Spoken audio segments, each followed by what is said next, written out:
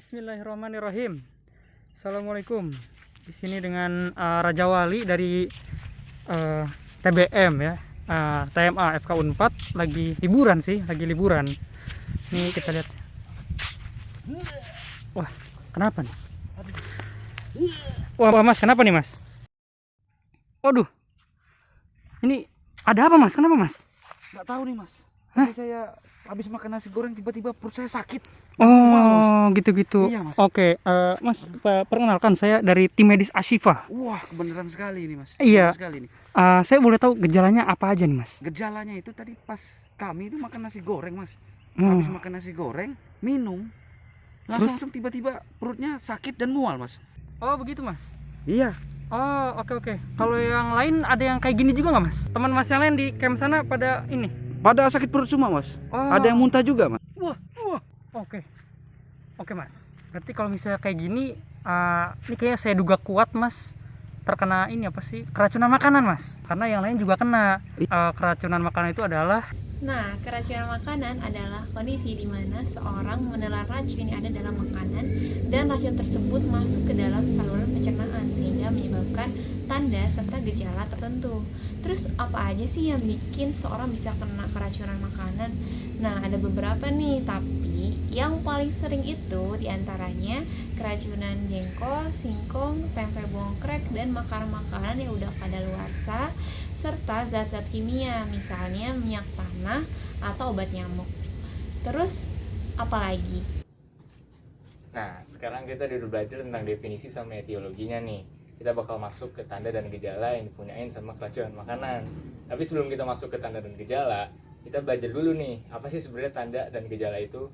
Jadi, kalau tanda itu, dia sifatnya objektif, jadi bisa dilihat sama orang lain. Kalau misalkan dia gejala, maka itu tuh sifatnya subjektif, jadi dia nggak bisa dilihat sama orang lain alias cuma bisa dirasain sama pasiennya itu sendiri. Contohnya itu kayak misal mual kan kita nggak bisa ngeliat ya kalau misalkan kita bukan pasiennya. Kalau misalkan tanda, kita bisa ngelihatnya kayak misalkan demam, karena kerasa tuh suhu tubuh jadi lebih panas. Oke, kita balik lagi ke keracunan makanan. Terus tanda dan gejala buat keracunan makanan apa aja sih? Jadi ada kurang lebih 5 gejala umum dan juga tanda umum yang bakal dirasain sama pasien yang kena keracunan makanan. Pertama, bakal ada mual. Kedua, bakal ada muntah. Ketiga, bakal ada diare. Keempat, kalau udah parah banget, bakal ada demam. Dan yang terakhir, paling sering yaitu sakit perut. Kalau misalkan kita ringkas jadi 2M, 2D, dan 1S. 2M, muntah dan mual. 2D, diare dan juga demam. Dan 1S, yaitu sakit perut. Nah, kita harus apa nih kalau ada orang yang kena keracunan makanan? Ingat aja 5 langkah ini. Yang pertama, safety first. Amanin diri kita dulu. Gimana kita mau ngamanin orang lain yang lagi nggak aman kalau diri kita sendiri nggak aman? Jadi yang pertama ingat ya, amanin diri kita terlebih dahulu. Terus yang kedua, lakuin yang namanya asesmen primer sama sekunder. Teman-teman udah pada ingat kan? Asesmen primer itu yang ada A, B, C, D, E. A-nya airway, B-nya breathing, C-nya circulation, D-nya disability, E-nya environment. Terus lakuin asesmen sekunder, yaitu periksa tuh dari atas sampai bawah, lihat ada tanda-tanda dan gejala apa aja yang ada di pasien. Nah, yang ketiga, kita dekontaminasi racun. Jadi jauhin tuh penderita dari penyebab sumber keracunannya dan jangan ditelan dan kalau bisa dimuntahin. Tapi ada beberapa makanan yang emang kita nggak boleh muntahin karena bisa bahaya. Buat tahu lebih lanjut, kita lanjut ke step yang keempat, yaitu penanganan yang spesifik terhadap racun yang kena ke tubuh penderita. Jadi setiap racun kan beda-beda, otomatis penanganannya beda-beda juga dong. Misalnya nih, yang pertama, jengkol. Jengkol itu mengandung asam jengkolat. Asam jengkolat ini sifatnya asam kan? Karena asam, jadi lebih baik kita netralisir sama zat basa. Contohnya natrium bikarbonat.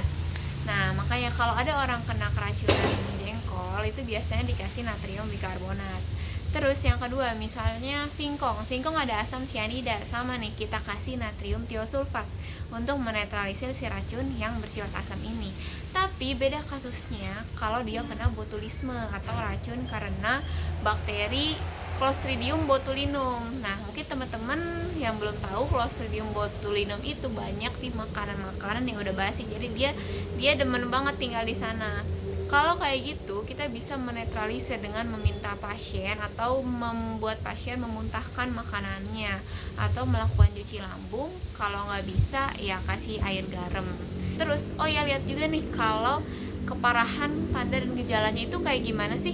Misalnya orangnya baru mual muntah, ya udah kita masih bisa ngasih zat-zat yang tadi buat memberi zat penetralisir racunnya. Tapi kalau dia udah sesak nafas, udah tanda-tanda vitalnya terganggu, dari nadinya udah nggak normal, wah berarti kita harus melakukan pertolongan pertama. Misalnya untuk melebarkan jalan nafasnya kita kasih alat bantuan nafas atau dikasih oksigen supaya meringankan beban nafasnya gitu deh. Jadi ingat ya 5 step tadi. Yang pertama safety first, yang kedua melakukan asesmen primer dan sekunder, yang ketiga dekontaminasi makanan, yang keempat melakukan penanganan spesifik terhadap makanan, yang kelima yang terakhir jangan lupa nih panggil ambulans atau bawa pasien ke rumah sakit terdekat. Karena balik lagi kita orang awam, lebih baik kita bawa dia ke rumah sakit supaya ditangani dengan lebih spesifik dan penanganannya lebih baik lagi.